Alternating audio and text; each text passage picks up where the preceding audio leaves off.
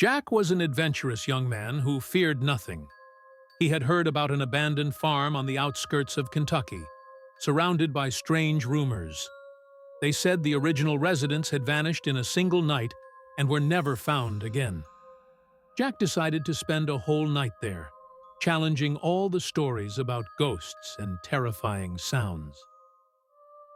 Jack arrived at the farm before sunset. Everything seemed normal from the outside. Withered trees, an old wooden house, and a strange silence wrapped around the place. He entered the house and began wandering through its dark rooms, finding old photos of the family that used to live there. Each face in the picture was strangely distorted. As night fell, the sounds began. Jack heard footsteps upstairs, even though he was alone. At first he ignored it, thinking it was just the sound of the wind. But soon he felt an intense cold in the room and saw shadows moving quickly along the walls. Jack tried to leave the house, but the door was tightly locked from the outside. Suddenly, he heard whispers very close to his ears, as if someone was standing right behind him. He turned quickly to find the shadow of a tall man standing in the dark corner, staring at him with glowing red eyes. Jack tried to scream, but his voice was gone. The shadow came closer and closer until it was right next to him. At that moment, all the lights went out, and everything was engulfed in pitch darkness. The next morning, the townspeople found the farm's door wide open, but Jack was never found. Since that night, they say that whoever approaches the farm after sunset hears faint screams coming from inside and the voice of a man whispering, "You should have believed the stories." Weeks passed after Jack's disappearance, and none of the townspeople dared approach the farm. But Emma, Jack's close friend, couldn't ignore his vanishing. She decided to look for him herself, no matter the cost. On a cloudy evening, Emma snuck into the farm with a flashlight and a small camera. The house looked even scarier than Jack had described in his last letters. She entered through the broken door, wrapped in a heavy silence, as if the place was holding its breath. As she wandered through the rooms, she noticed strange writings on the walls, as if someone had carved them with their nails. The words were confused warnings. Don't enter. Don't open the door. Don't look in the mirror. Emma ignored the warnings and went upstairs, where Jack had heard the noises. Suddenly, her flashlight went out, and darkness filled the place.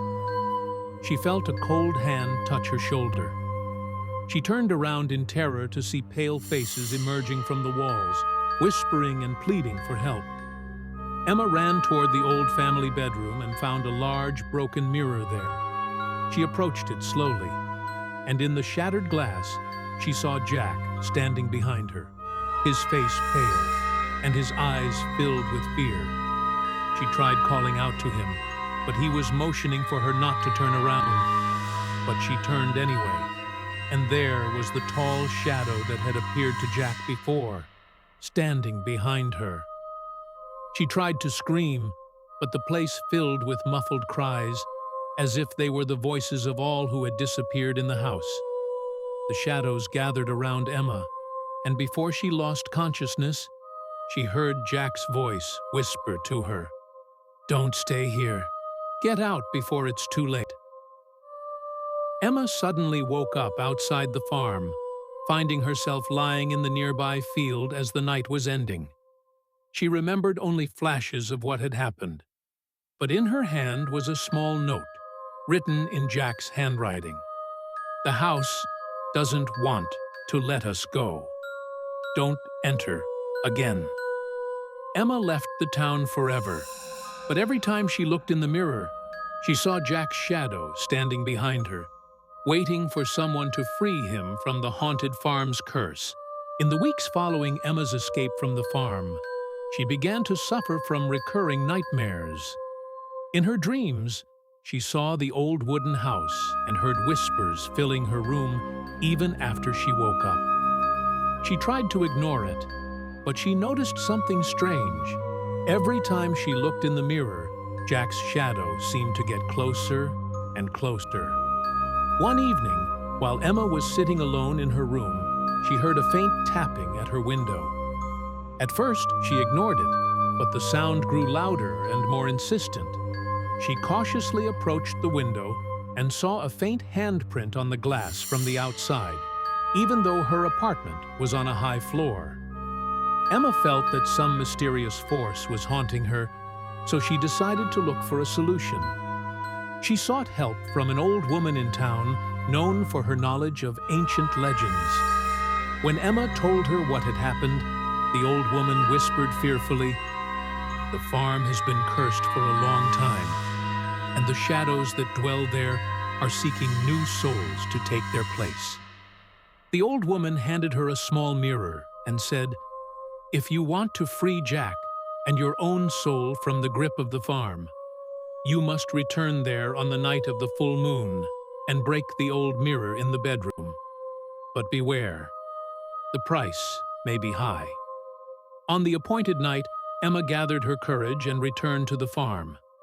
Everything was darker and colder than before, and the whispers had become muffled screams. She climbed to the upper floor, carrying the small mirror and a sharp knife. In the room, she stood before the large broken mirror and saw Jack behind her, surrounded by shadows. Emma raised the knife and, with a powerful blow, shattered what was left of the mirror. At that moment, the walls of the room shook, and a terrifying scream filled the place. Emma felt a mighty force pulling her, and she nearly lost consciousness, but suddenly, everything became silent. She looked around and found only scattered shards of glass, and the house had become abandoned, with no trace of spirits or shadows. Emma returned to town, and the nightmares and whispers disappeared.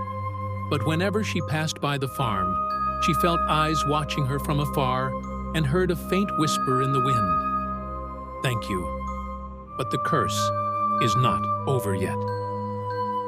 And one night, she saw a new shadow behind her in the mirror. This time, it wasn't Jack. Months passed, and Emma began to feel that her life was returning to normal.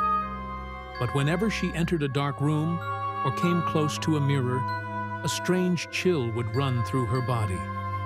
She thought she had rid herself of the curse, until one day she discovered something she never expected.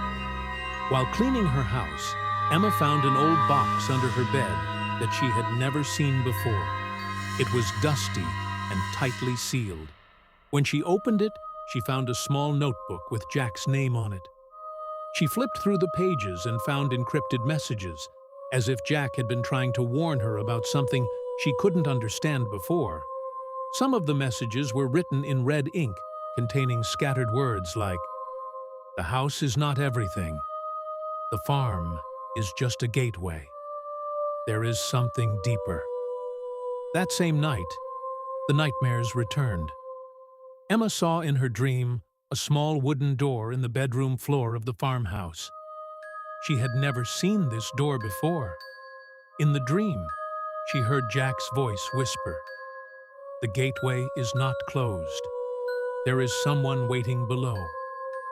Emma woke up terrified and decided to return to the farm again, this time not just to free Jack's soul, but to uncover the secret of the gateway.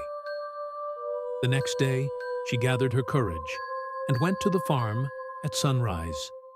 The atmosphere wasn't as dark as before, but the place still radiated a cold mystery. She entered the bedroom and began searching the floor until she found a wooden plank, older than the rest of the floor. She mustered her courage and lifted it, revealing a narrow stone staircase descending into the darkness beneath the house. She lit her flashlight and went down slowly, each step colder and darker than the last. Below, she found a wide room carved into the rock, with strange carvings and images of disfigured people on its walls. In the center of the room stood a very old mirror, surrounded by a thick black mist.